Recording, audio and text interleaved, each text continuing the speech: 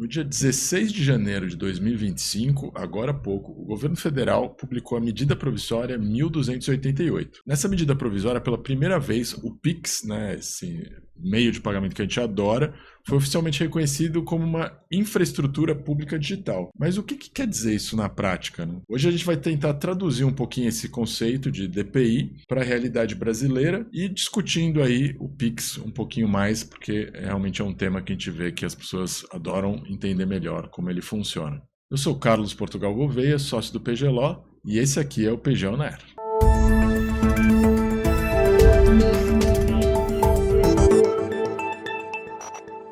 E hoje eu vou estar recebendo o João Paulo Guerra, que é advogado do PGLO e doutorando em Direito Comercial na Faculdade de Direito da USP e pesquisador do CRIA, que é o Centro de Regulação e Inovação Aplicada da Comissão de Valores Mobiliários, a CVM. João, muito obrigado por ter aceito o nosso convite, um prazer ter você aqui hoje. Eu que agradeço, Carlos, o prazer é todo meu. João, então nos ajuda aqui a entender, né, como que a legislação brasileira define esse tal IPD, ou Infraestrutura Pública Digital. Legal, Carlos, eu acho que, como a gente conversou um pouquinho no último episódio, né, a infraestrutura pública digital é esse conceito que surgiu com força nos últimos anos e que faz referência a soluções digitais, soluções geralmente técnicas que aproximam pessoas de seus direitos, que efetivam valores públicos. E aí, a gente discutiu um pouco no último episódio, sobre quais seriam esses atributos, sobre como elas são definidas, mas hoje a gente vai ver um pouco como que o Brasil está nesse debate. A gente até comentou um pouco no episódio passado, mas o Brasil ele tem uma definição de infraestrutura pública digital, é uma definição recente, no ano passado, 2024, em que o Brasil assumiu a presidência do G20. Em meio a esse debate global, o governo federal ele formalizou o decreto 12.069, que instituiu a Estratégia Nacional de Governo Digital, e nesse decreto ele fez uma definição de infraestrutura pública digital que é soluções estruturantes de aplicação transversal que adotam padrões de tecnologia em rede construído para o interesse público. Seguem os princípios da universalidade e interoperabilidade e permitem o uso por diversas entidades do setor público e privado, podendo integrar serviços em canais físicos e digitais. A princípio, essa definição ela é um pouco inovadora no sentido de que poucas legislações ao redor do mundo, estão definindo o que são infraestruturas públicas digitais. Geralmente esse trabalho está sendo legado à academia. Então, o governo brasileiro ele tomou essa iniciativa de fazer uma definição, mas ao mesmo tempo essa definição ela acaba sendo um pouco ampla e um pouco genérica, então corre o risco de você ter o conceito de certa forma balizado por essa definição. Mas ela foi importante porque ela reconhece que algumas ferramentas, como a gente mencionou no último episódio, elas não são necessariamente ferramentas pontuais tecnológicas, uma nova solução tecnológica que surgiu no mercado. Elas são infraestruturas essenciais para o funcionamento da vida social, econômica e institucional. Essa definição ela também é interessante porque ela já dá ênfase ao interesse público e ela traz dois princípios, o da universalidade e o da interoperabilidade, que funcionam como base desse conceito. E ela fornece uma base legal para que políticas públicas possam ser desenhadas com mais clareza. Mas, ao mesmo tempo, ao definir, você deixa de fora muitas outras coisas. Então, acaba que você faz uma definição e você pode estar excluindo do debate alguns aspectos que são essenciais. Então, essa definição, ela olha para o que já existia no Brasil na época. O Brasil não está começando do zero. E aí a gente vê algumas infraestruturas públicas digitais que o próprio país já estava desenvolvendo. O Gov.br, o Pix, como você falou, o serviço de identificação do cidadão. E essa definição tenta amarrar um pouco esses serviços e acaba que é hoje o mais atual que temos na legislação brasileira. E a medida provisória, ela só deu esse conceito genérico ou ela foi lá e falou assim, tal coisa é IPD, ou só ficou com o conceito genérico para que, digamos, nós, acadêmicos e advogados, vamos colocar na caixinha? Eu acho que funciona das duas formas. Você tem o conceito genérico, no qual você vai conseguir acrescentar o que é uma infraestrutura pública digital, Mas o decreto, que é esse decreto 2069 de 2024, ele aponta duas infraestruturas públicas digitais, o gov.br e o Serviço de Identificação do Cidadão. São duas infraestruturas que elas são relacionadas à identidade digital dos cidadãos.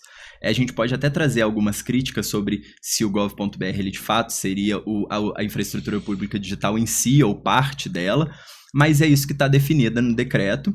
E aí você tem uma nova legislação, essa já de 2025, que é a medida provisória 1288, que definiu que o Pix também é uma infraestrutura pública digital.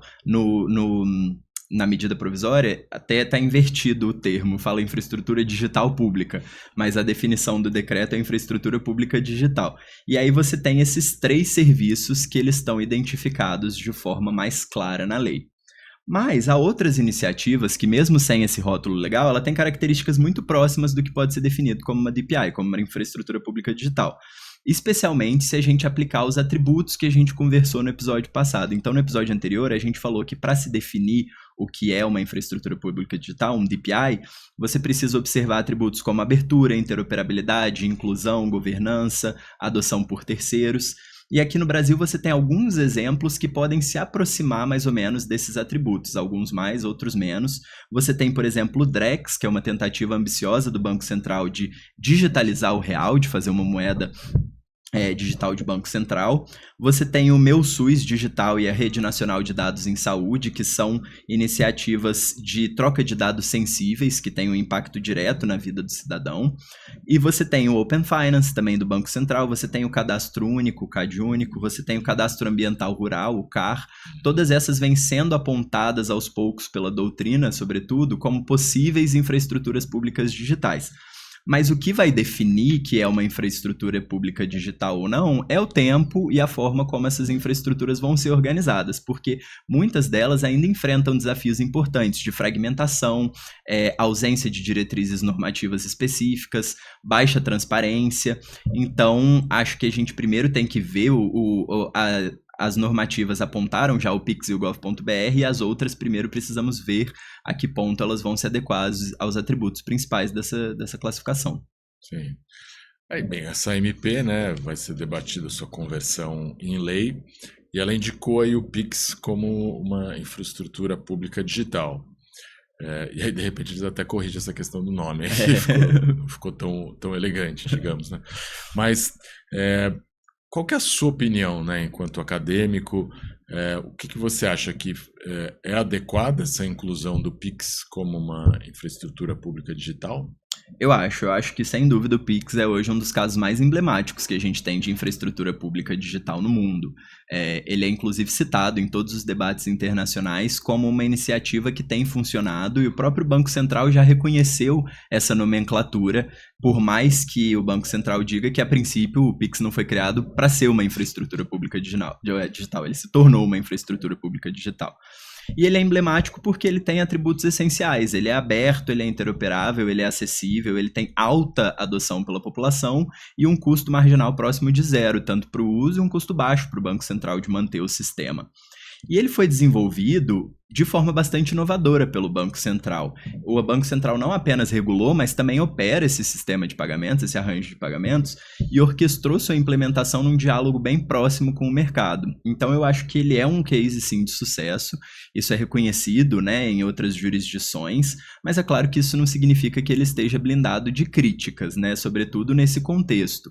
A governança do Pix ela ainda ela é muito centralizada no Banco Central, focada no Banco Central, e isso, de certa forma, pode ser analisado com mais atenção.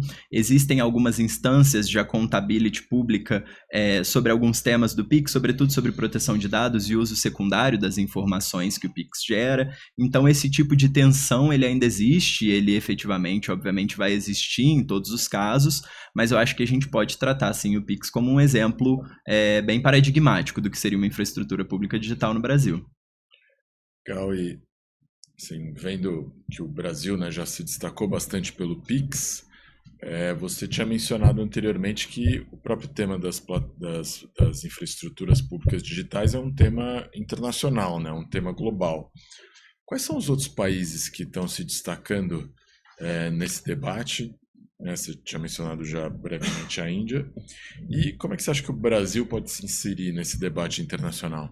Essa é uma excelente questão, Carlos, porque hoje o DPI, a infraestrutura pública digital, ela está nessa agenda internacional. Você pega, sobretudo, esses eventos do G20, da ONU, você teve recentemente o Banco Mundial.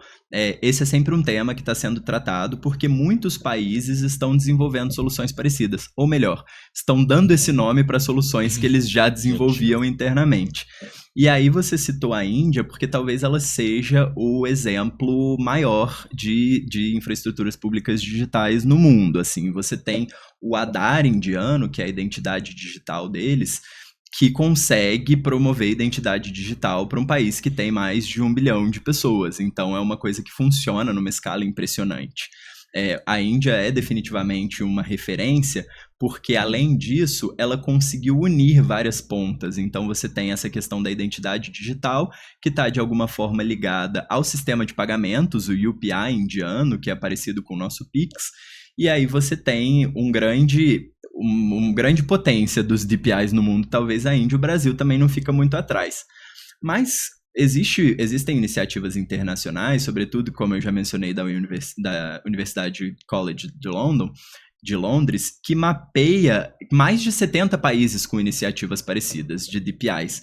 E elas mapeiam em 3 principais categorias: identidade digital, como eu já falei, o Aadhaar na Índia ou gov.br, pagamentos digitais, que é o exemplo clássico do nosso Pix, ou troca de dados. Esse ainda talvez seja o mais nebuloso dos aspectos das DPIs, mas você tem, por exemplo, o India Stack, também na Índia, que são sistemas de dados que permitem a troca de dados de forma mais segura. Mas a gente falou muito de Índia e Brasil, que definitivamente estão se formando como destaques nessa matéria, mas há outras experiências relevantes. Por exemplo, em Ruanda e na Estônia, você tem sistemas de identidades digitais que são muito bem desenvolvidos e integrados a serviços variados. Na Nigéria e em Gana, você tem arranjos de pagamento inovadores e que conseguiram abarcar boa parte da população. Então, o que a gente precisa olhar é, sobretudo, como que esses países eles estão olhando para os desafios de governança, de proteção de dados, de interoperabilidade e de participação da sociedade. E no caso brasileiro, a gente acaba desenvolvendo algumas tecnologias bem sofisticadas, com cobertura bastante universal, como o Pix e o gov.br. Mas aí, que é importante, né? Não basta fazer bem, é preciso fazer de forma justa, transparência e democrática. Então, por isso que acho que ainda existe uma via aí para ser percorrida no tema das infraestruturas públicas digitais. E acho que o Brasil tem uma grande vantagem, né? Porque o Brasil, por múltiplas razões, mas derivadas desde o período inflacionário, no qual todo o sistema financeiro fez grandes investimentos em digitalização, e aí depois, posteriormente, né, o governo digital no Brasil, que é muito avançado, né?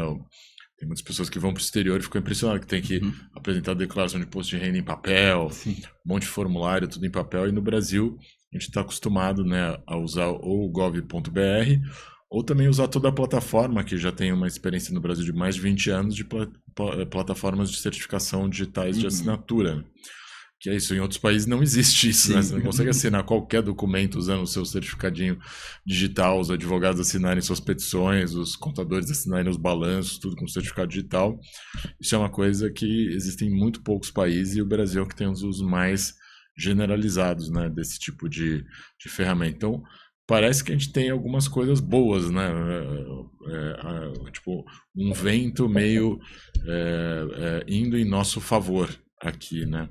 Mas quais seriam os nossos próximos passos nisso, né? Porque se por um lado a gente tem algumas coisas funcionando, o Brasil nunca foi o país assim que lidou melhor com coisas públicas no geral, né? A gente gosta mais de monopólio, de coisas bem privadas, né? Então, às vezes a gente olha essas coisas todas funcionando tão bem e dá até aquela desconfiança, né?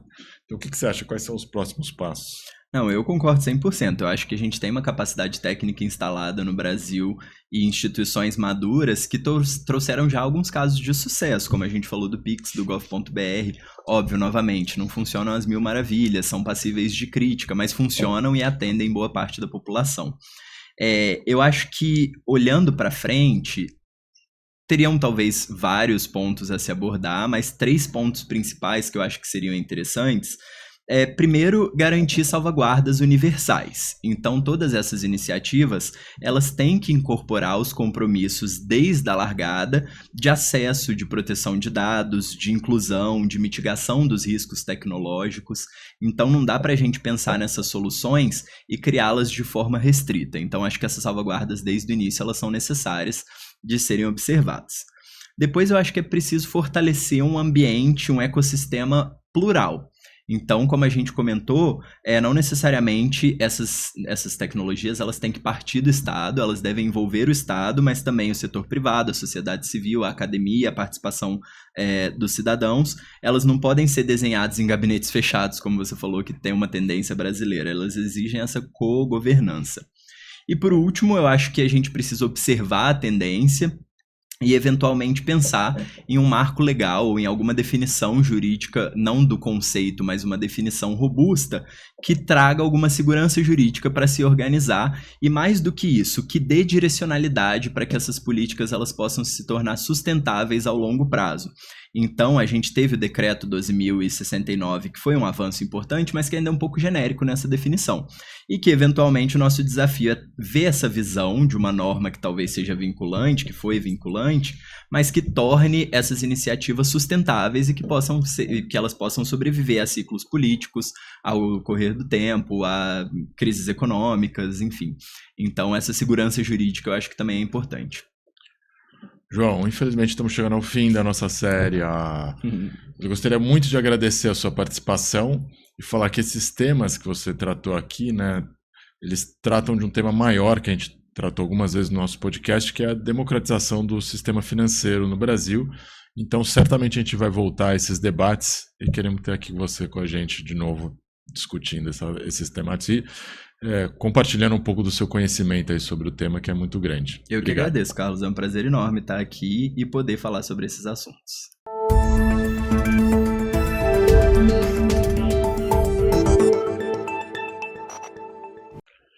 Muito obrigado por acompanhar mais um episódio do PG On Air. No próximo episódio a gente vai ter o João Paulo Guerra novamente, falando dessa vez sobre as infraestruturas públicas digitais, esse tema novo que está tomando um lugar central aí no debate acadêmico e regulatório sobre o sistema financeiro. E se vocês gostaram dos nossos vídeos, por favor, não deixem de nos seguir e apertem aí o sininho para a gente poder ter ainda mais seguidores e aumentar o debate sobre esses temas tão importantes que a gente está destacando. Se vocês tiverem alguma dúvida ou sugestão, deixem os seus comentários aqui abaixo ou nos mandem um e-mail. E também, por favor, nos sigam em todas as redes sociais, no Instagram, LinkedIn, Facebook e agora também no TikTok. Obrigado.